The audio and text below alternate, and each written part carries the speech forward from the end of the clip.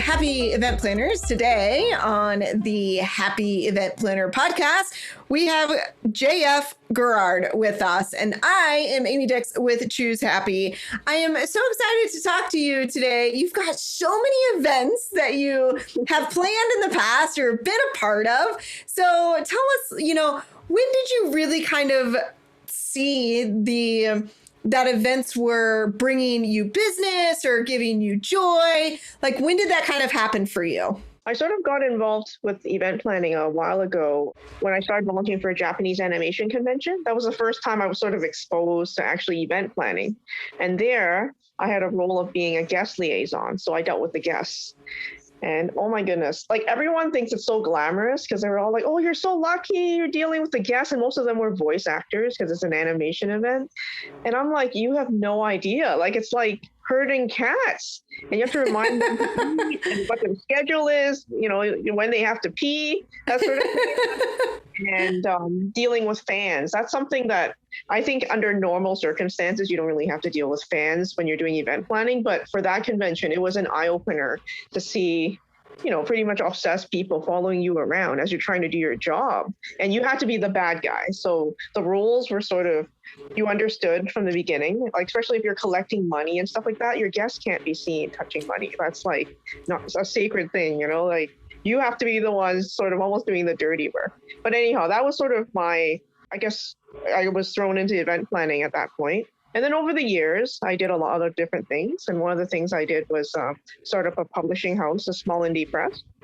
So a lot of my event planning now focuses on Dark Helix Press, which I run, along with LiterASIan, a literary festival that I'm one of the festival coordinators. So a lot of the stuff that I do now are more literary events, but still, I think a lot of the principles I learned back from running this anime event still applies, really. An event's an event. It happens in a short time, and you got to be prepared, right? I think that's the biggest thing. Yeah, I think like your two worlds just collided here, right? So like as an author and as a publishing house and then formerly event planner, still currently, right? So your worlds collided. And I love when that happens because I feel like when those types of things happen, then we know that we are on the right path of life. So tell us a little bit more about your publishing house. Like, what services do you provide? Obviously you work with authors. What types of authors do you work with? So I work with authors from all over the world. So we do a lot of anthologies. So what we publish a lot of is speculative fiction, so science fiction, horror, fantasy, that sort of thing. So when I do in-person events, in a way, it's really the authors that are local or the ones that are willing to fly in to do their readings, like when there's a book launch. But now, because of COVID, obviously we can't meet in person anymore. So in a way, it's good and bad because it's unfortunate I can't talk to people in person. I think you make a better connection when they're there in front of you. Yeah. But virtually, I can meet a lot more authors online now because they can just log into Zoom. It doesn't matter what country they are. I think the only thing we worry about are the time zones. But you can sort of reach more people. So it's a little bit different. So we just had a book launch for Believe, this anthology, and the authors were all over the place. Like, there's one in Saigon, there's in Vietnam, there's they're in Vancouver, they're in Toronto, they're all over the place. But in the end, I decided, you know what, I'm going to use this opportunity, although no one's going to be here, and obviously we're not all fully vaccinated yet. I'm just going to throw a giant party by myself. So I had a giant cake. I made a 3-tier cake. I'm really proud of myself. I 3-tier cake.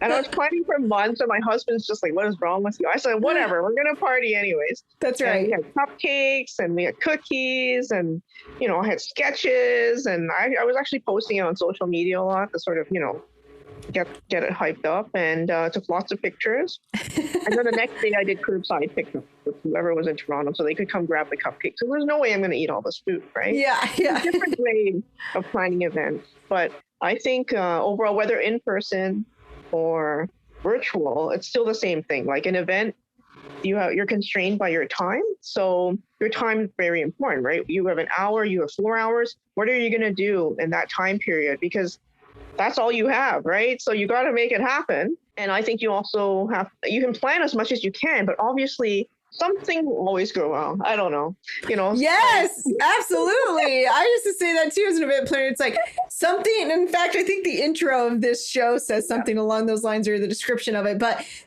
something will always go wrong, right? So it's up to the event planner to just make sure that when that something goes wrong, that it's just smooth, that wrong thing is still smooth. So yes. So I mean, true. I had tiny things happen. So let's just use the book launch as an example. For my 3-tier cake, I wanted stripe. For some reason, I got in my head, I want to try a stripe cake, black and white stripes with roses on the side. But it's the first time I'm doing this too, right? So the buttercream was too soft, so I couldn't get the stripes. So in the end, oh gosh, I'm like, what do I do with this? It looks like this lump in icing on this cake. So in the end, I did chocolate lace. But the lace, I think, dried just in time. I asked my husband to turn on the AC. He's like, you've never told me that before. You're always cold. I'm like, turn on the AC because the chocolate has to harden. I was gonna crap. So he's like, all right. And it worked out. So, those are tiny things. During the event, like, we had 12 authors reading. So I'd read their bio, they'll show up and do their reading, and then I introduce the next one. But then one person wasn't there. So you're like, are you there? Are you there? And you're like, okay, you have to move on, right? Like right. I still don't know what happened, actually. I've been, emailing them. But anyhow, whatever. Like some things happen. So you just sort of move on, and you have to sort of, how do you say, you always have to have a game face on because you're in front of the crowd, That's right. Virtually, so you can't look disappointed or angry that someone didn't show up. They didn't show up. Oh well. So let's keep going, right? So you have to be very flexible.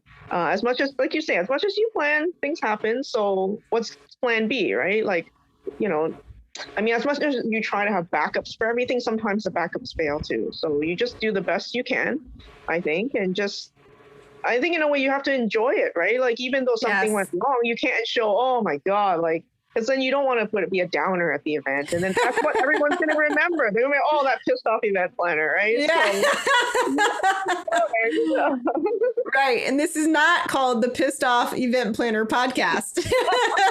Although it does have a nice little alliteration to it. But no, we are the happy event planners. So plan B, plan C, D, E, and F, like they all have to exist, right? So I love it. And just to clarify too, when you are talking about this event that you're talking about for Belief, this is the latest book of yours that you have edited. And how many authors total? I think there was over 20, but I think 2 of them died, so 18. Oh man, that's quite the percentage. 10%. I don't think that that's probably normal. Let's hope that's not normal for the books that you edit. So how many books in total do you have under your publishing house name? Do you know? My publishing house. Oh gosh. I think maybe a dozen. We only started in 2014, so in a way we're still young. And I call us a micro publisher. We only do 1 or 2 books a year, just because I do most of the work. Let's be honest. I contract stuff out to other people, but I can only do what I can do. So yeah. So we're a small press, and we just try to have fun. It's so hard getting published. So one of the reasons why I opened it was because I saw it was so hard, and it's a shame, right, that you see some stories never get told. And Belief is actually in partnership with the Asian Canadian Writers Workshop. So like Asian Canadian literature, let's be honest here, it's not a bestseller. Okay, so it's like, who's going to publish this stuff? So I was like, okay, I'll help out with you guys. So so I've been working with them for a few years, and it's been a great partnership. We do maybe 1 every 2 years. So every 2 years. Awesome. Yeah. Sounds like you do a great job like filling that gap. So you have the literary convention that you're working on. Is this an annual event? That's an annual event. So it used to be in person. So it started in Vancouver. So LiterASIAN was a Vancouver event purely. So it happened in person in Vancouver. And then maybe 2-3 years ago, I became the Toronto branch. So I started planning Toronto events in parallel. So there was Vancouver and Toronto. It was at a university, and we worked with the librarians and professors to get this going. And it was gaining traction, and then COVID hit. So then this year went all virtual. So Mm-hmm. it didn't matter, Vancouver, Toronto, whatever. It's all virtual now. And it happened actually throughout the month instead of just a few days. Usually it was like a 3-4 day event. Mm-hmm. But this year, for the whole month of May, like every weekend, we had stuff going. So a different take on it. So that was interesting because then we started roping in people from Malaysia and Indonesia and like wherever they are. And so it became sort of a global event. Amazing.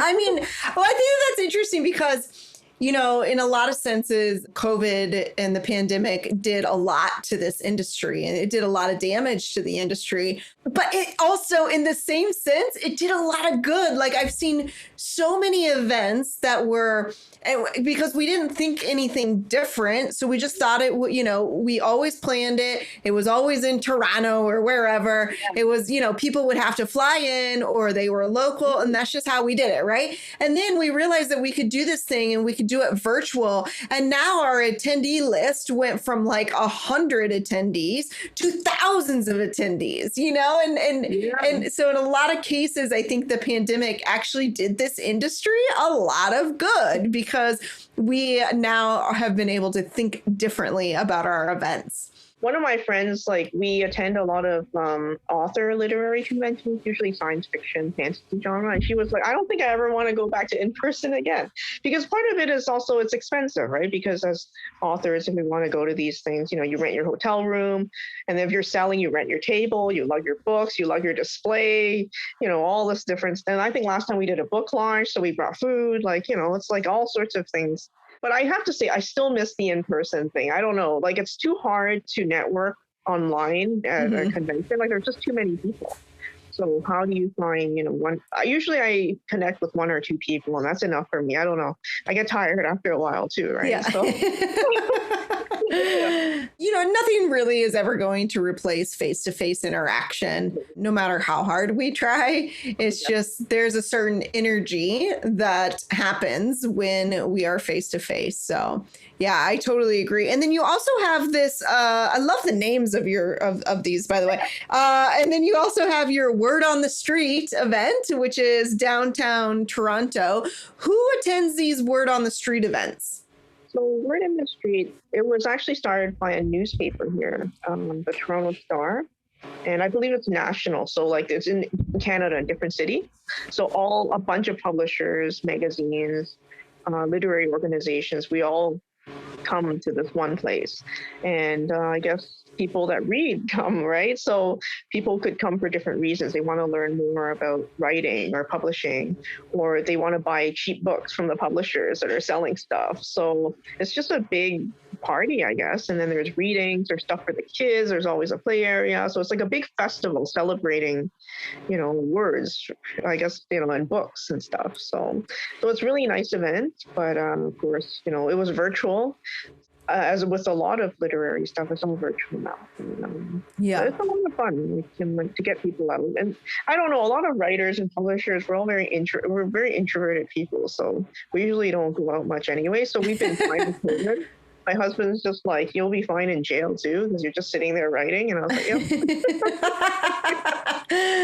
Yeah, that's really interesting. On our sister podcast, Unlocking Happiness, we have an episode on there with, I believe his name is Steve Fieldman, and he wrote a book called Search of Courage. And it's all about like being an introvert and how you kind of navigate the world as an introvert. And really it's all about like the type of energy that either introverts or extroverts want to receive. Right. So there's not one way is better than the other. It's just, you know, different. So anyway, I love that. And then finally you have the LiterASIAN event. And so tell us a little bit about the LiterASIAN event. That's the one that I had talked about that started in Vancouver. And then we had done some in Toronto as well. But now this year, it's all online. So yeah, everything's online. But I think maybe one of the more important things for event planners, if they want to stay happy, is maybe to remember, like, you know, it's one event, one time period. It's going to be over, right? Like, don't be too hard on yourself. I know, you know, when things go wrong, it's, you know, people start blaming themselves. And it's like, you don't you shouldn't do that. Just think about why it failed and sort of learn and just keep moving on, right? Take the lesson for the next one. Yeah, I love that. And, you just talked about earlier about how events are it's a time constraint, right? So it's all about working within that time constraint. So I love that little nugget, that little lesson. And if people want to find you and to learn more about your services, where can they go? You can find me at darkhelixpress.com. So that's my publishing house. Or to find me, I'm jfgerrard.com. And I'm also on Twitter and Instagram, Facebook, all those places. So, and LinkedIn, so whatever. You can shoot me a line. Awesome. I love it. And we will put those websites in the show notes. So JF, thank you so much for being on the Happy Event Planner. Well, thank you very much. I hope I was happy enough for you.